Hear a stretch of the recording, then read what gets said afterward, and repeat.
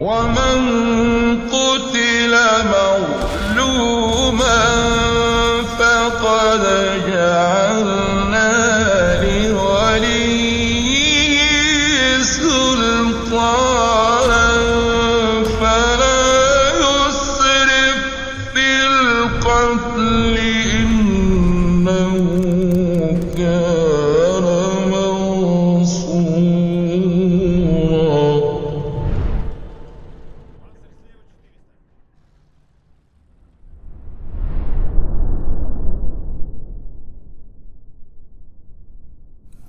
ونعوذ بالله من شرور أنفسنا وسيئات أعمالنا من يهده الله فلا مضل له ومن يضلل فلا هادي له أشهد أن لا إله إلا الله وحده لا شريك له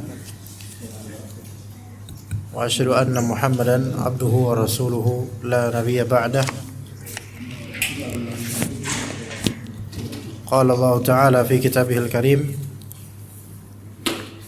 يا أيها الذين آمنوا اتقوا الله حق تقاته ولا تموتن إلا وأنتم مسلمون.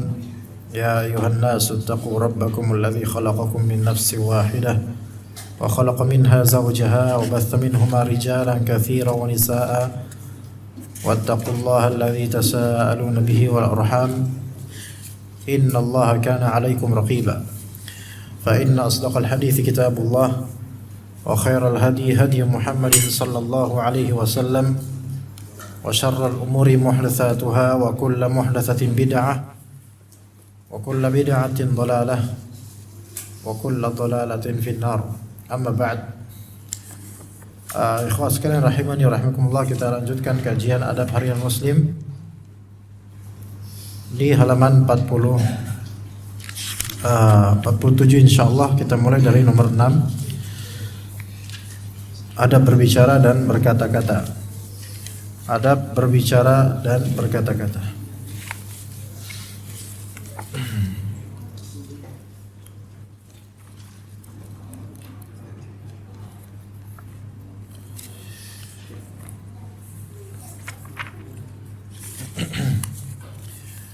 Dikatakan di nomor 6, di antara adab berbicara dan berkata-kata yang 6, tidak berkata-kata terlalu cepat, apalagi dalam rangka ta'lim atau mengajar, ya.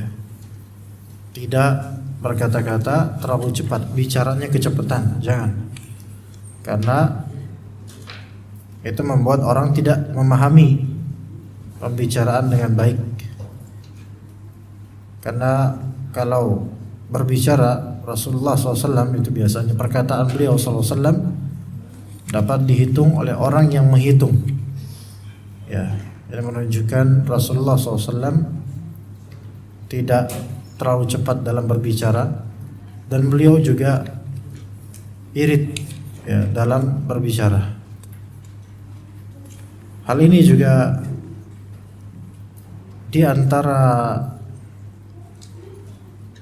cabang atau furu' permasalahan ini, tidak berkata-kata terlalu cepat, yaitu mendahulukan yang lebih tua dalam berbicara. Karena berbicara cepat-cepat itu kadang-kadang atau seringkali, ya, disebabkan isti'jal dan ketergesaan. Biasanya pemuda, ya, kayak bicara agak lamban itu biasanya orang tua. Yang dibicara agak cepat biasanya pemuda, karena mungkin energinya atau gelegak darahnya itu lebih kencang, ya. Jadi mendahulukan yang lebih tua dalam berbicara itu diantara adab. Kalau memang konteksnya memang berkumpul bersama orang-orang tua, kecuali kalau konteksnya ada yang tua, ada yang muda, dan yang muda ini dianggap lebih berilmu dan lebih pantas bicara, maka insya Allah tidak masalah yang lebih muda untuk berbicara dengan ilmunya. Dan hendaklah perkataan itu dengan suara yang terdengar jelas, tidak terlalu keras, tidak pula terlalu pelan. Ini terutama dalam masalah ta'lim, mengajar, ya. Juga dengan ungkapan kalimat yang jelas, dapat dipahami oleh semua orang, jauh dari bahasa yang sok difasihkan. Ingat, fasih dengan sok fasih itu beda. Fasih itu sesuai dengan koridornya, sesuai dengan kefasihan aslinya dari bahasa tersebut. Tapi sok fasih itu artinya maksakan diri untuk fasih. Tapi bagi orang yang berilmu, orang ini gak fasih, melainkan orang itu tasyadduq, berlebihan atau sok-sok fasih sehingga gak kena fasihnya gitu loh.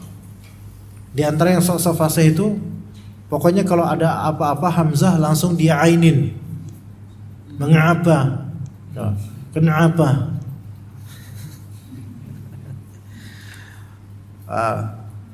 Terus segala yang kaf di qafin.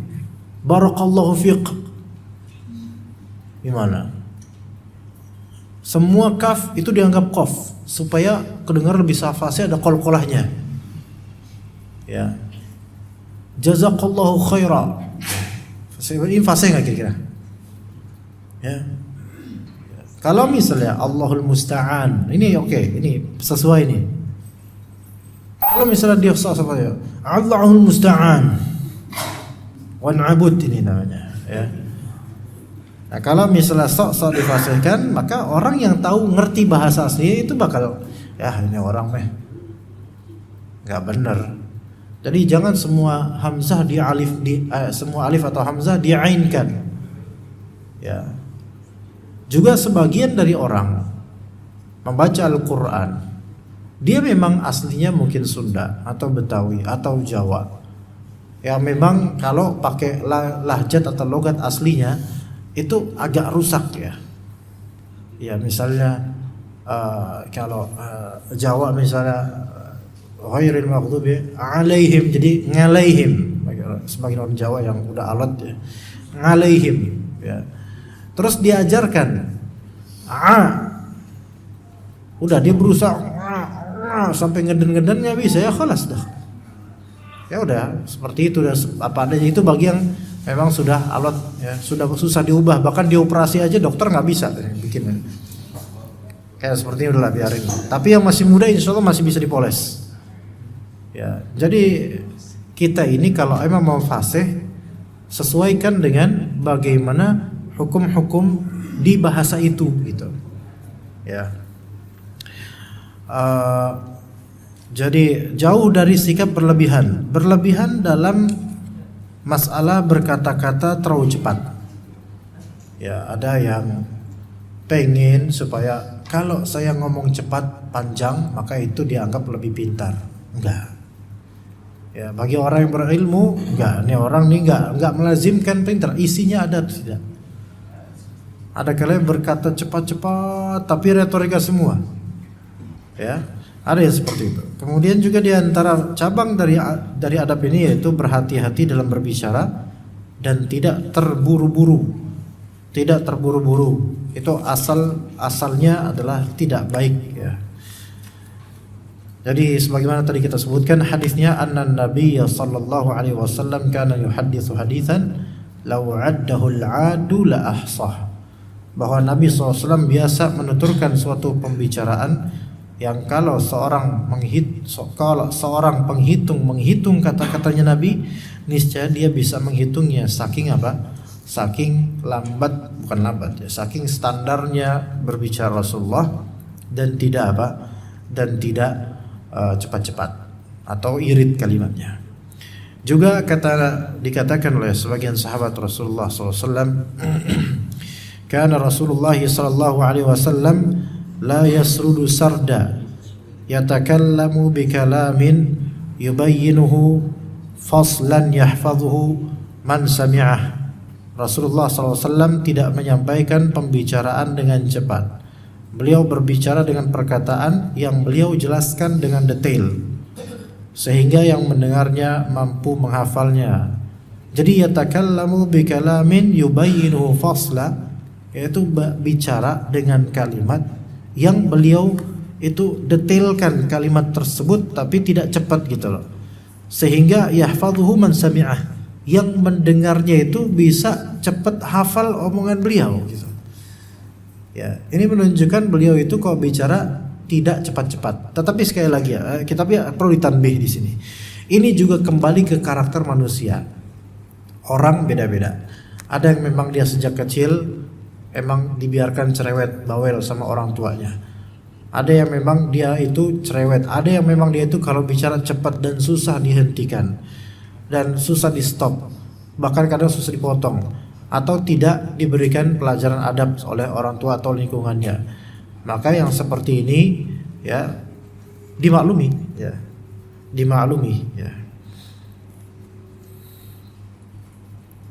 Kemudian yang berikutnya ya jemaah sekalian, nomor ke-7, tidak berkata kotor dan keji. Ya. Sebagaimana kata Nabi sallallahu alaihi wasallam, "Laisal mu'minu bit-ta'ani walal la'ani walal fahishi walal badhi." Ya, orang beriman itu bukanlah ta'an, bukanlah la'an, bukanlah fahish, bukanlah badhi. Ta'an itu adalah orang yang suka menikam. Maksudnya sini suka mencemarkan nama baik, ya. Menikam dari belakang, mencemarkan nama baiknya ta'an. Ya.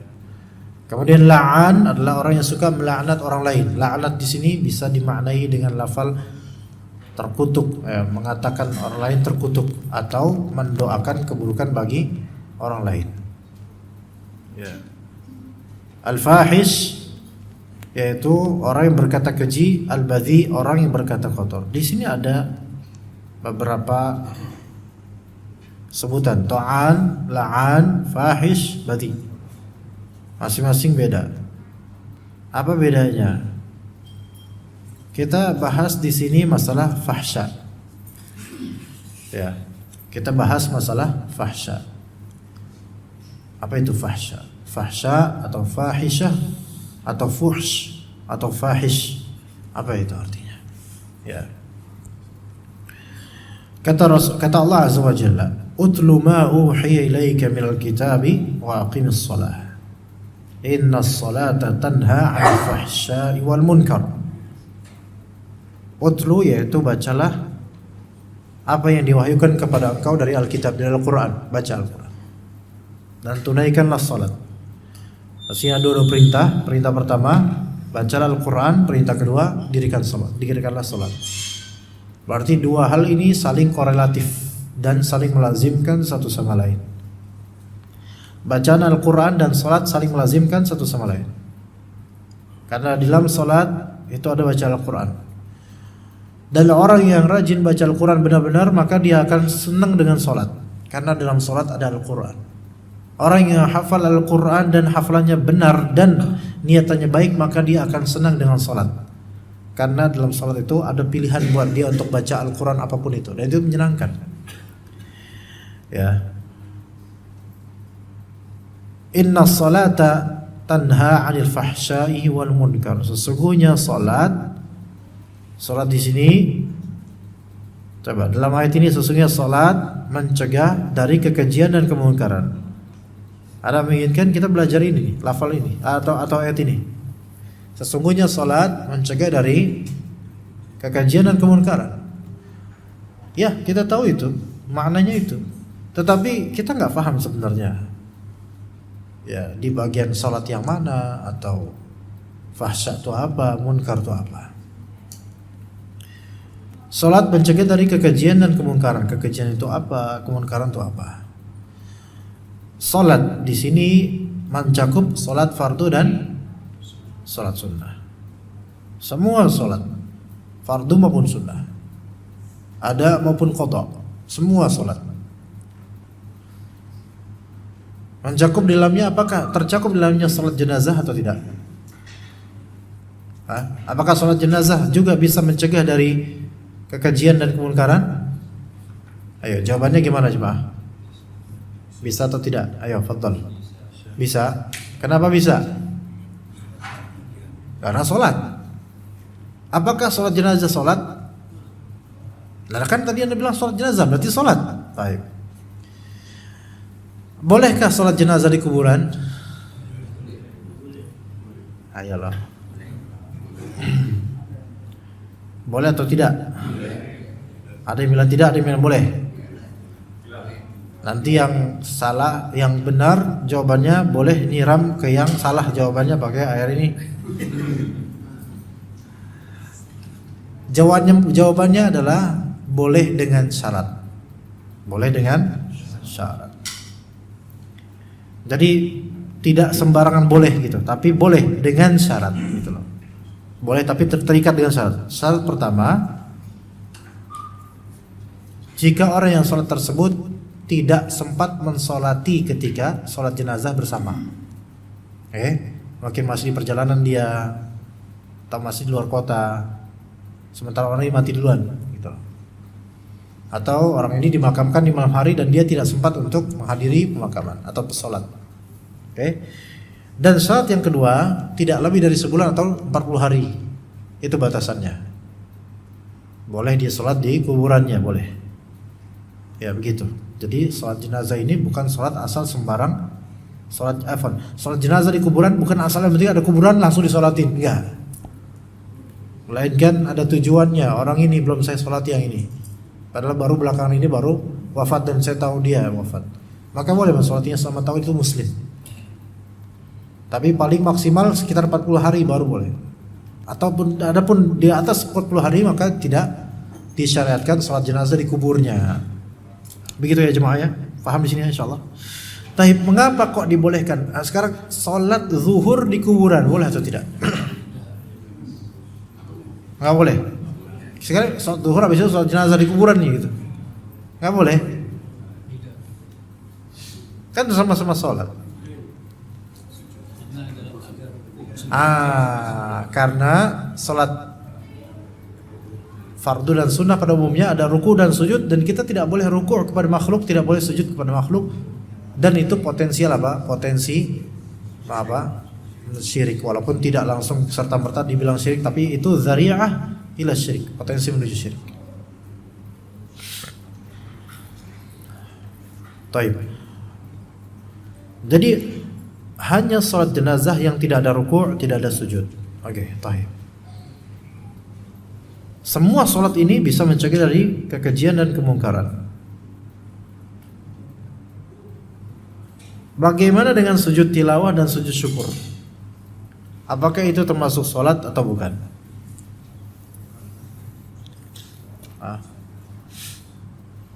Sujud tilawah, pas lagi baca Quran atau mendengar orang baca Quran dan ada ayat sajdah, disyariatkan sujud tilawah. Itu termasuk sholat atau bukan jemaah? Bukan. Ada loh ya di antara ulama yang menganggap itu termasuk sholat, karena di antara rukun terpenting sholat adalah sujud. Ada yang bilang gitu. Makanya yang mengatakan itu termasuk seperti sholat, maka mensyaratkan harus dalam keadaan suci ketika sujud tilawah. Begitu pula sujud syukur. Tapi yang lebih tepat adalah keduanya bukan sholat, maka tidak wajib dalam keadaan bersuci. Iya, antum berhadas, tiba-tiba dikasih uang 20 juta free, namanya dikasihkan free ya, 20 juta, alhamdulillah. Sujud syukur padahal sedang hadas, nggak masalah. Baik, jadi itu bukan termasuk sholat. Sekarang sholat pada umumnya mencegah fahsya dan munkar. Apa bedanya fahsya dengan munkar? Ayo fadhal, bisa jawab nggak jemaah? Apa bedanya kekejian dengan kemungkaran? Kekejian itu jelek banget Ustaz. Kalau kemungkaran jelek tapi nggak pakai banget. Ya enggak gitu. Ini kalau anak tunggu antum jawab, isya duluan ini kayaknya. Jadi udah anda aja yang jawab. Fahsya itu adalah apa yang dianggap buruk oleh syariat dan fitrah yang benar. Itu fahsya. Kekejian adalah apa yang dianggap buruk oleh syariat dan fitrah yang masih selamat. Ya. Begitu. Contohnya zina, lebih-lebih homoseksual. Itu kekejian. Kemudian memakan bangkai yang busuk, itu kekejian, fahsya. Termasuk fahsya, kekejian, ngomong kotor sekali, itu termasuk kekejian. Oke. Termasuk juga kekejian, termasuk ghibah. Tapi apakah ghibah bukannya ghibah itu secara fitrah orang banyak yang suka, iya, tetapi kalau ditinjau-tinjau itu kan makan daging manusia, fahish, fahsya, kekejian itu ya. Jadi berlawanan dengan syariat sekaligus fitrah, itu syaratnya disebut kekejian. Ya. Kemudian membantai kucing misalnya, mengkuliti kucing, kemudian mau koleksi kulitnya. Ada satu rumah orang, alhamdulillah insyaallah orang kafir bukan muslim. Ada satu rumah orang itu segala perabotannya itu terbuat dari kucing. Jadi kucing dibunuh oleh dia selalu, semua banyak kucing, ribuan kucing dibunuh oleh dia, dijadikan perkakas. Ya, sampai piring terbuat dari kucing. Kucing beneran kucing. Di air kerasin gitu. Ini kekejian, keji. Ya. Ya. Adapun munkar adalah apa yang diingkari oleh syariat pada umumnya, baik yang bersifat keji maupun tidak sampai derajat keji, maka ini munkar. Ya, kemunkaran. Berdusta ya munkar, tetapi tidak sampai ke keji. Ya, biasanya tidak sampai ke kekejian, maka ini masuk munkar.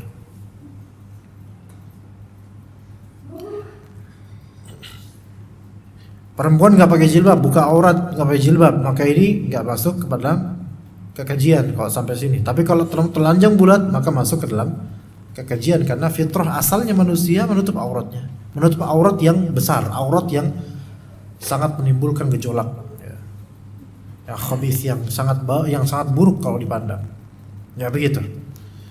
Taib. Sekarang seorang muslim tidak berkata kotor dan keji, tidak fahish. Maka kalau kita lihat banyak dari anak-anak muda sekarang, ya, sepertinya tiap hari mereka seolah-olah yang mereka lihat itu adalah anjing terus gitu loh. Apa yang diomongin selalu ada imbuhan atau tambahan anjing, jing misalnya, minimal jing lah, ada jing. Ngomong sama temennya, jing. Padahal ibunya capek-capek ngeluarin manusia, tapi pas sudah remaja jadi anjing teman-temannya. Itu gimana? Dia anjing-anjingin sama teman-temannya, dan itu satu circle kayak gitu semua gitu loh, udah biasa. Nah ini fahish, ya. Kalau dibiasakan seperti ini, dan orang-orang tuanya juga mau negur merasa gak enak, ya, didiamin aja, akhirnya menjadi terpelihara itu kebiasaan fahish, ya. Baik, yang ke-8, jangan tasyadduq. Apa tasyadduq? Memberat-beratkan diri dengan merangkai perkataan dan kata-kata karena ingin dikagumi orang. Biasanya ini puisi, ya. Kalimat-kalimat yang dirangkai panjang supaya orang kagum. Tasyadduq ini memberatkan diri baik dengan merangkai perkataan ataupun memang simpel perkataannya tapi dengan mimik yang dibuat-buat. Itu tasyadduq juga. Ya Pak ya. Ada orang supaya disukain, dia mimiknya itu dibuat-buat supaya menarik. Ya. Dan jangan terlalu banyak cakap. Tasyadduq seperti ini dikhawatirkan, ya. Dilihat di sini dianjurkan untuk tidak banyak cakap, sedikit bicara. Karena memang kita merasa banyak berbicara itu salah satu sebab terjatuh dalam dosa, dan itu hak. Kita rasakan ikhwan, kita makin banyak ngobrol. Ya sebenarnya kita makin banyak ngobrol. Kalau kita introspeksi habis ngobrol itu, kita dapatkan diri kita banyak salah akhirnya. Salah ngomong. Ya tadi kita rahasiain kebongkar tanpa sadar. Karena enak ngobrol. Nabi SAW bersabda, "Wa inna abghadakum ilayya wa ab'adakum minni majlisan yaumal qiyamah ats-tsartsarun." Sesungguhnya orang yang paling aku benci dan paling jauh tempat duduknya di antara kalian dariku pada hari kiamat, yaitu orang paling Rasulullah enggak suka, dan paling jauh tempat duduknya nanti di hari kiamat itu adalah tsartsarun. Tsarsar itu orang yang banyak bicara, kebanyakan ngomong. Ya, tidak pada waktunya ngomong terus. Tsartsarun. Maka paling jauh, paling Rasulullah SAW benci dan paling jauh tempat duduknya. di sisi Rasulullah atau daripada Rasulullah SAW. Kemudian juga di antara furu' atau cabang permasalahan ini yaitu di antara cabang permasalahan ini ya, meninggalkan pembicaraan tentang diri sendiri dengan cara membanggakan diri. Tentang saya dengan maksud membanggakan diri saya, bukan ambil ibrah atau apa, bukan, tapi membanggakan diri sendiri. Nah, ini kadang tidak kita sadari, apalagi kalau lagi membanding-bandingkan dengan pihak lain. Maka berdasarkan firman Allah Azza wa Jalla, fala tuzakku anfusakum, maka janganlah kalian menganggap diri kalian itu suci, merekomendasikan diri kalian bahwasanya diri kalian itu lebih afdal. Maka jangan membesar-besarkan diri kita sendiri.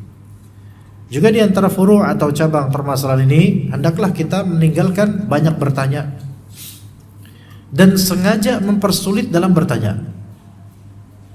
Nanya banyak. Kalau memang kebetulan pas banget dengan penasaran dia, ya alhamdulillah nggak masalah insyaallah. Tapi ini emang punya karakter banyak nanya dan sengaja mempersulit pertanyaan. Dan ini saya ketemuin orang-orang seperti ini di beberapa majelis. Alhamdulillah di UBK nggak ada. Kalau ada nggak saya bahas. Ya. Iya, takutnya nanti wah ustadznya nyindir saya lagi. Padahal iya.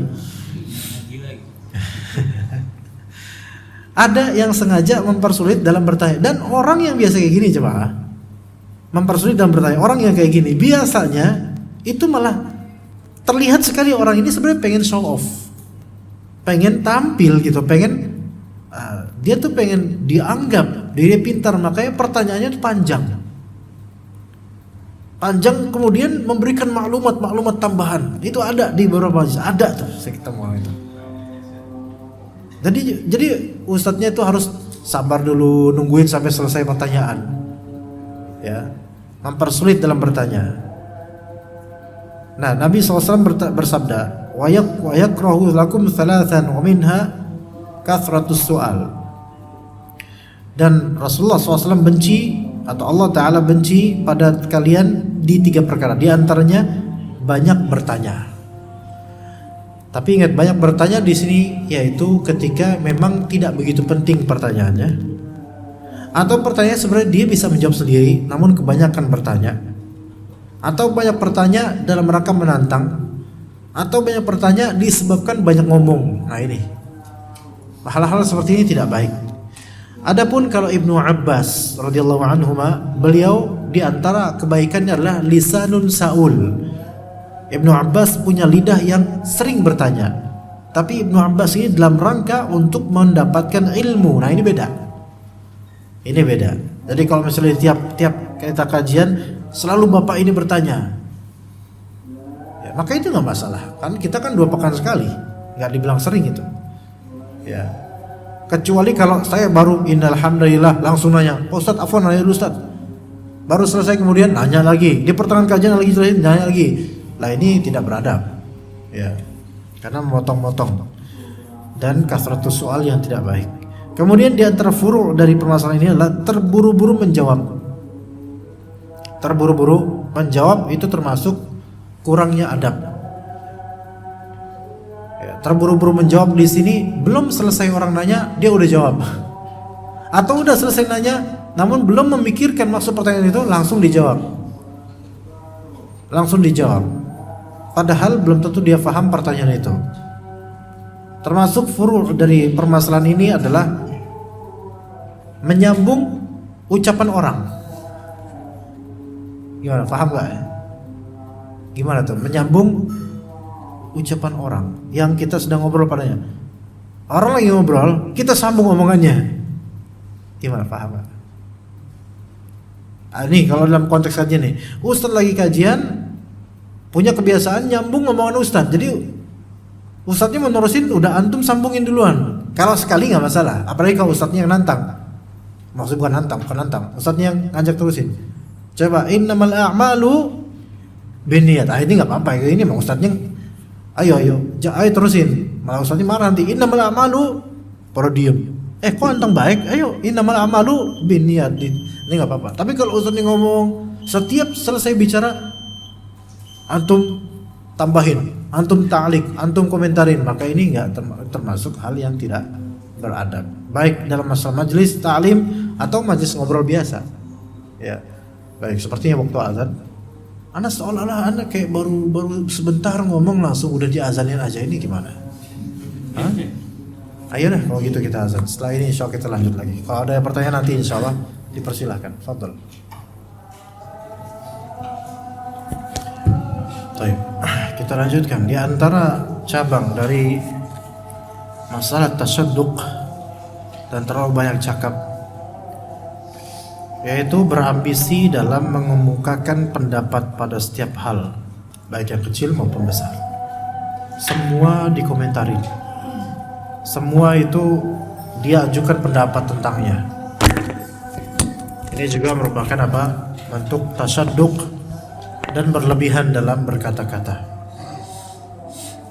Termasuk juga berlebihan dan harusnya kita tinggalkan, berbicara dengan ucapan yang tidak sesuai dengan kedudukannya.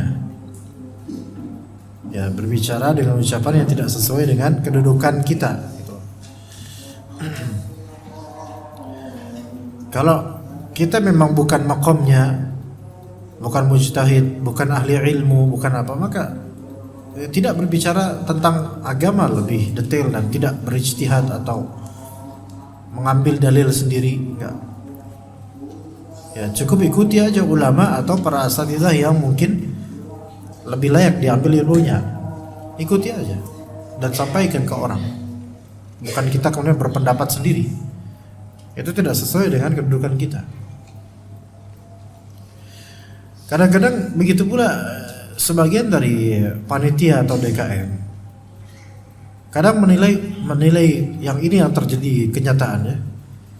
Menilai seorang ustadz itu, keilmuannya itu bukan dari keilmuannya, bukan. Tapi dari enak atau enggak dia dengarnya. Ya. Atau dari desas-desus belaka. Kemudian menilai ustadz tersebut, menilai dai tersebut. Ini tidak sesuai dengan kedudukan kita gitu loh. Kalau dulu ulama yang menilai para perawi, ini perawi-perawi majruhin, yaitu perawi yang dijarah atau yang dianggap negatif, itu yang menilai adalah para ulama yang betul-betul memiliki khibrah dan ilmu dalam ilmu jarah wa ta'dil, dalam ilmu hadis, ilmu rijal. Maka mereka pantas untuk menilai al-imam fulan thiqah atau syekh fulan dhaif atau lemah, syekh fulan munkar. Itu pantas karena mereka punya ilmu tentangnya. Lah ini kita kadang-kadang mana yang kita anggap dengan ustadz kibar atau ustadz besar dengan ustadz kecil, ya. Ustadz yang pantas diambil ilmunya dengan yang tidak, dasarnya adalah ustadz yang ini banyak yang hadir kajiannya, berarti layak kita dengar ilmunya. Ustadz yang ini sepi. Kalau barometernya seperti itu, Masya Allah, bagaimana dengan para nabi? Yang mana di antara nabi nanti di akhirat di surga ada yang ada tanpa ada pengikut. Apakah berarti nabi ini mungkin kurang berilmu atau ini? Enggak begitu. Ya. Banyak orang awam itu menganggap ustadz kampung atau ustadz rutin dibandingkan dengan ustadz undangan tabligh akbar, maka lebih catchy dan lebih menarik ustadz tabligh akbar. Sementara yang rutin, ya udah biasa lah, bosan. Padahal belum tentu, ikhwan.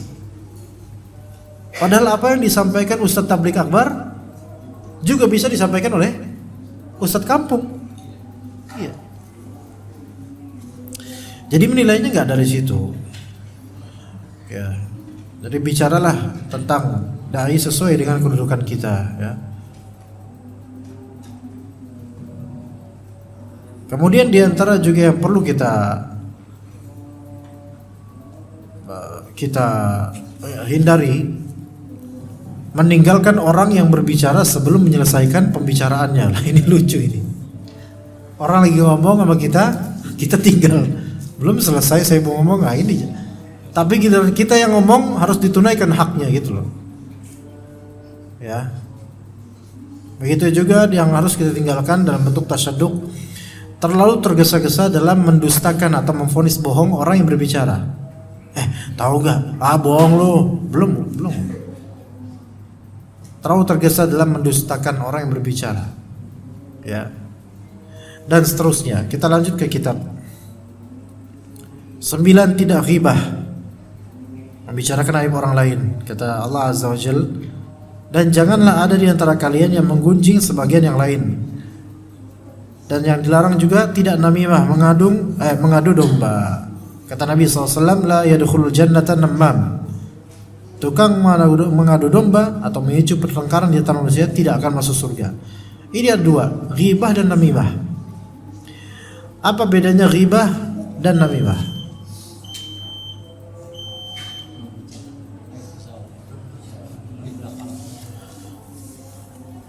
Bedanya, kalau ghibah, ya, kalau namimah itu mengadu domba gitu, tapi tidak semua ghibah itu namimah. Tapi semua namimah pasti di antara penyebabnya ghibah. Ini pasti itu. Orang yang biasa melakukan ghibah itu belum tentu dia melakukan namimah. Tapi orang yang melakukan namimah sudah barang tentu dia itu rajin ghibah. Dalam Al-Quran dan dalam hadis Nabi SAW, orang yang melakukan adu domba itu disifati suka berjalan. Makanya di surat Qaf, di surat Nun, di surat Al-Qalam, Allah katakan hammazim masya'im binamim.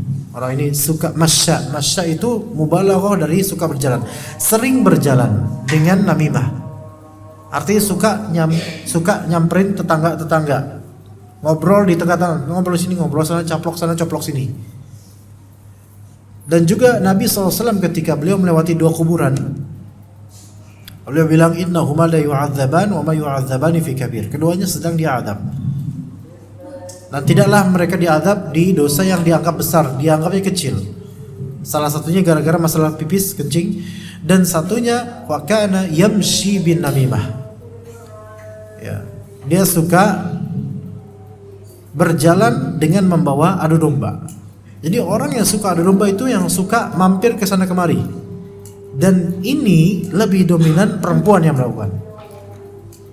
Namimah itu dominan perempuan, ibu-ibu yang melakukan. Kenapa begitu? Ya bisa dilihat. Ada di antara satu RT ada 1 atau 2 orang yang suka seperti ini.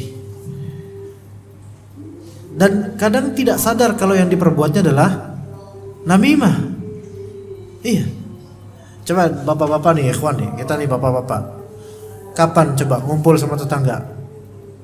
Kalau enggak tetangga yang sama-sama sunnah atau sama-sama ngaji atau sama-sama ke masjid, mungkin sama tetangga lain jarang ya kita ngumpul ya. Karena kan masing-masing punya produktivitas sendiri, punya pekerjaan. Tapi kalau ibu-ibu kan di rumah, mau ke pasar jalan ketemu ibu-ibu lain ngobrol, ketemu ibu nih ngobrol. Karena ketemu Ibu Jamilah ngobrol. Bu Jamilah ngomongin Bu Marfuah. Habis itu ketemu Bu Marfuah ngobrol juga baik. Bu Marfuah jelekin Bu Jamilah. Besoknya kemudian ngobrol ke Bu Jamilah. Bu Jamilah, kemarin Bu Marfuah tuh ngomongin Ibu gini. Oh masa sih? Wah bener emang kan, emang tuh perempuan tuh nggak tahu diri. Nah, mulai kan ghibah dari ghibah. Kemudian kapan tahu ngobrol sama Bu Marfuah. Oh iya Bu Marfuah, masih ingat saya waktu itu Bu Jamilah ngomong gini. Makin empet itu Bu Marfuah, akhirnya makin musuhan. Dan orang yang punya karakter namam ini berbahaya sekali. Dalam kitab Ihya karya Al-Ghazali, karya Al-Ghazali rahimahullah, hafallahu anhu. Ini udah komat ini coba. Enggak, maksudnya di sini udah komat belum waktunya, Pak? Pak itu harus dikomatin aja tuh gimana? Atau lanjut sebentar aja. Dalam riwayat Hammad bin Salamah, ya, Hammad bin Salamah salah satu ulama salaf menghikayatkan, ya, ada seorang majikan membeli budak yang berkulit putih bagus gitu loh, lagi dijual budaknya. Majikan ini punya istri gitu loh. Nah, akhirnya pria ini sang majikan beli. Nah, pemilik budak itu udah mau wanti-wanti, kamu beneran mau beli ini pak? Sampean beneran mau beli ini? Iya, saya mau beli ini, saya tertarik dengan budak ini. Budaknya laki-laki pak, bukan perempuan. Laki-laki budaknya, berkulit putih dan bagus, seperti bagus nih dia. Tapi dia punya satu kekurangan pak, tapi sisanya gak ada kekurangan, cuma satu doang kekurangannya. Apa kekurangannya? Dia ini suka ngadu domba. Ya. Gampang lah, dia anggap remeh gitu sama majikan ini. Akhirnya dibelilah. Halas, jadilah budak di rumah itu milik dia. Ya. Kemudian budak ini namanya udah terbiasa namimah dan dia mungkin sudah punya pengalaman, majikan lamanya sudah punya pengalaman hidup dengan dia dan tidak enak gitu hidup dengan orang seperti ini. Maka budak ini memberitahukan kepada majikan pria,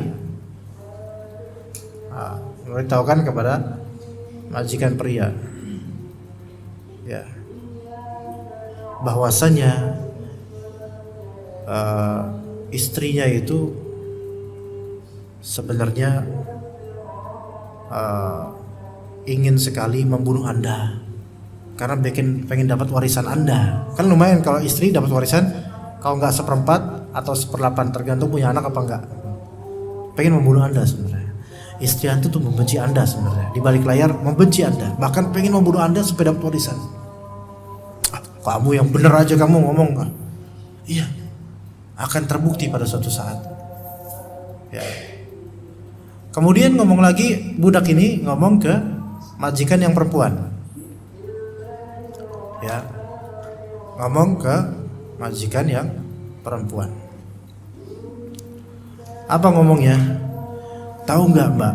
Mbak. Biasanya kalau budak ngomong sama ibu majikan gimana? Bu atau mbak? Jeng ya? Masa jeng sih?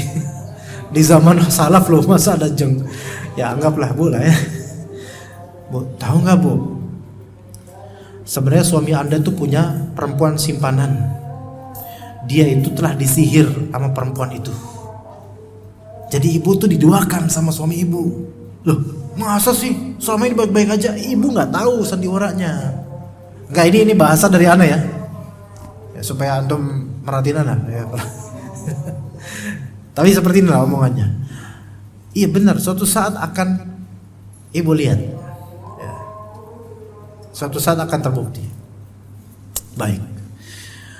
Kemudian kembali ke majikannya. Pak, yang saya bilang benar, sebenarnya istri bapak itu pengen ngebunuh bapak.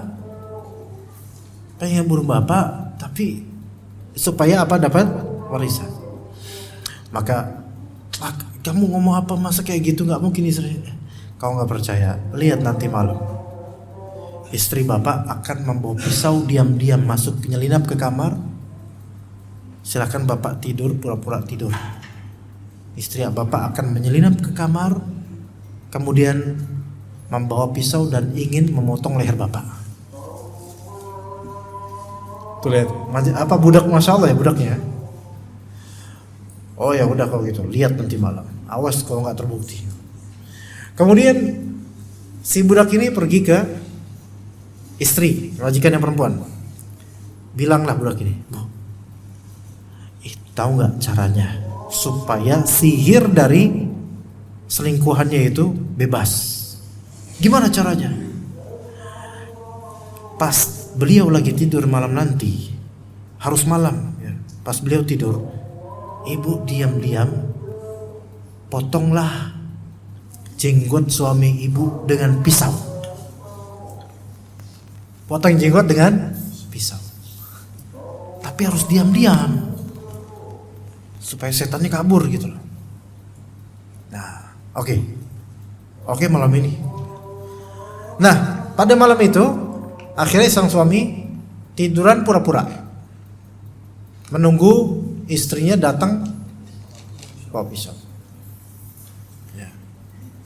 Dan ternyata istri mendekat. Kemudian benar tuh perempuan, istrinya datang, mendekat, menyelinap, mendekat, kemudian menghunus pisau dan pengen motong jenggot suaminya. Maka langsung dia tegrep gitu, bener kan nih, bener kata dia, kamu ingin membunuh saya. Tanpa pikir panjang langsung ditusuk-tusuklah itu istrinya sendiri sampai mati. Ya. Matilah istrinya, namanya ditusuk-tusuk kan, mati. Kemudian tersiar kabar itu, keluarga dari istri tidak terima putri mereka dibunuh dengan cara seperti itu. Akhirnya mereka pun mengeroyok si majikan suami ini dan membunuhnya dengan cara yang tidak baik. Akhirnya keluarganya pria, keluarga majikan pria, mendengar kabar itu nggak terima juga mereka. Akhirnya satu kabilah saling membunuh gara-gara satu budak. Hati-hati dengan adu domba. Ya. Maka jangan meremehkan orang yang bisa ngadu domba, karena kata sebagian ulama, namimah itu bisa memporak-porandakan masyarakat atau individu dalam waktu sekejap, yang mana penyihir tidak mampu melakukannya. Iya. Makanya ada dukun memang ada yang pakai setan, tapi kalau namimah ini bisa lebih cepat lagi. Ya. Tapi mungkin ini yang bisa disampaikan. Wassallallahu ala nabiyina Muhammad wa ala alihi washabbihi ajma'in. Subhanakallahumma bihamdika asyhadu an la ilaha illa anta astaghfiruka wa atubu ilaik. Wassalamualaikum warahmatullahi wabarakatuh.